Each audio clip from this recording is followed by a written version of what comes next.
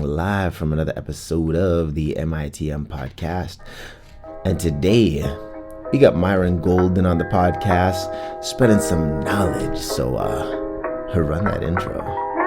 Caught up in them bright lights, lusting for shiny things that's golden. Everything ain't always what it seems, that it's soaking. Chasing my dreams, coming apart at my seams. Best believe that the money is the All right. Welcome back to another episode of the MITM podcast. And today, Myron Golden is going to be talking to us a little bit about David and Goliath and how to negotiate your contract.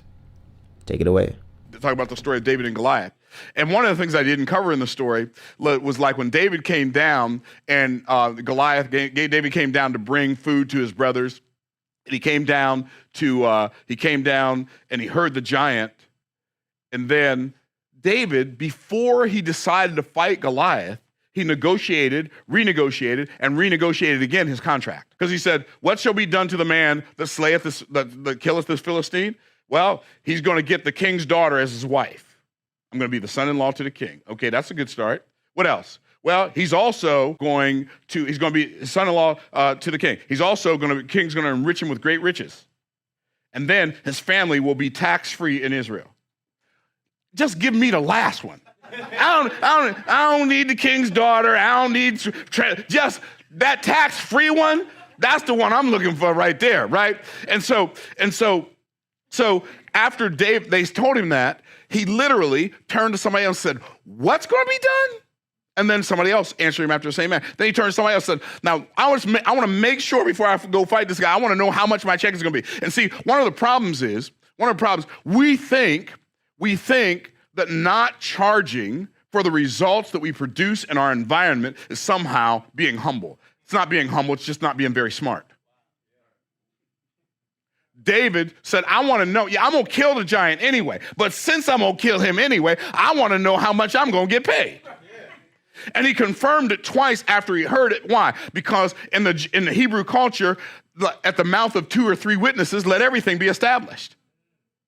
So now he's like, okay, I got my contract. Now I got my marching orders. And see, one of the problems, like people talk about count the cost. Yeah, count the cost, but also count the commissions.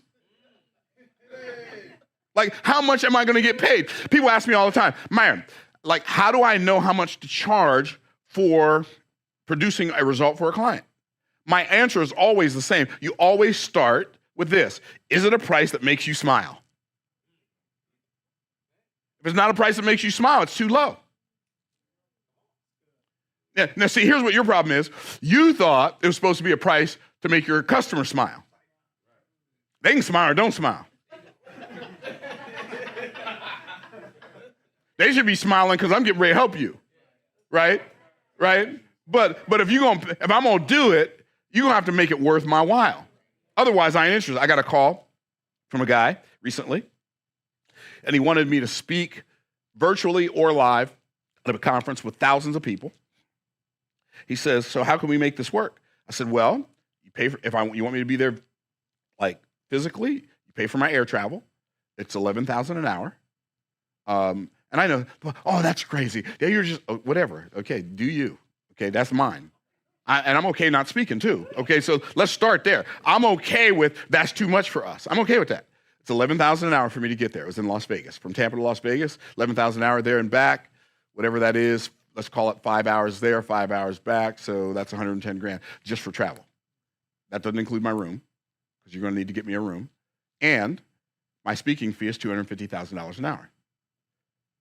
So I'll come speak. You pay me $250. You pay for my travel. I'll happily come speak on your stage. Oh, well, it's a big stage. We just wanted to give somebody exposure. Well, you can give somebody else exposure. I'm good. I got all the exposure I need. I'm good. Now, I'm not saying everybody's prices need to be that high, but see, what a lot of people don't realize, like people think, oh, your prices are just that high because you think you're all that in a bag of chips. No, because time is something that I have less and less of every day, and I value my time whether you value it or not. And by the way, you're never going to value my time if I don't value my time, right? So a lot of you are frustrated because you want your clients to put a higher value on your time than you do. Can I get a witness? But I'm not doing that. It is what it is. It costs what it costs, right? So what does that mean? Well, I set my prices. I remember when I used to do coaching for $5,000 an hour, and I was coaching this guy, really high level entrepreneur, really high level entrepreneur. In fact, well, just really high, like tens of millions of dollars a year, got kind of a person. And I was coaching him. He's like, and he made a lot of money based on some coaching I gave. He's like, okay, I want to pay you to teach me how to tell stories. How much you charge per hour for coaching? I said $5,000 an hour. He said, good. I just sent you $40,000. I want 8 hours. I got 8 hours? So, and he's a good dude. I mean, I like him, but I didn't want 8 hours. Now $40,000, 8 hours. I'm like, now I got to do this, talk to him for an hour every week. Now I know. This sounds crazy, but I'm just telling you, my time is more and more limited as I get older. I'm 61 years old. That means, like, if I'm going to live for 20 more years and I go on 3 vacations a year, like, I don't have 20 more years of vacation. I only have 60 more vacations, right? So I look at everything based on the diminishing return. So I'm like, and literally, as soon as we got off that Zoom, I raised my my coaching fee to $25,000 an hour. And then, doing coach $25,000 an hour, sold a bunch of VIP days, 8 hours, $200,000. I'm like, no, it's too much, right? And so, by the way, I'm showing you my thought process. Watch this. Tony Robbins said, and I think he's right. I don't think he's right about everything. I think he's right about this. He said, if you want to duplicate any form of human excellence, you need to find somebody who's performing at a high level in that discipline and model 3 things. He said, number 1, you want to model their belief systems. I submit to you that the life you're living right now is a direct result of the beliefs that you hold right now. Beliefs that you hold about the past and beliefs that you hold about the future. All right. Thank you so much, Myron Golden. That was an amazing clip that he had set up for us. And I hope that all y'all's got a lot of value from that. This video is actually called "It's Time to Put Your Faith to Work," and it's available on YouTube for free. It's like a 32-minute video, and I've watched it so many times because there's so many gems in here that really have helped me be able to see the value in the work that I do, that I should be increasing my rates to charge for what I do, because what I do is amazing. And that's pretty much that. So thank you guys for checking out this episode of the MITM podcast featuring the one and only Myron Golden, and I will see you tomorrow. Peace. Give 'em that creme de la creme whenever I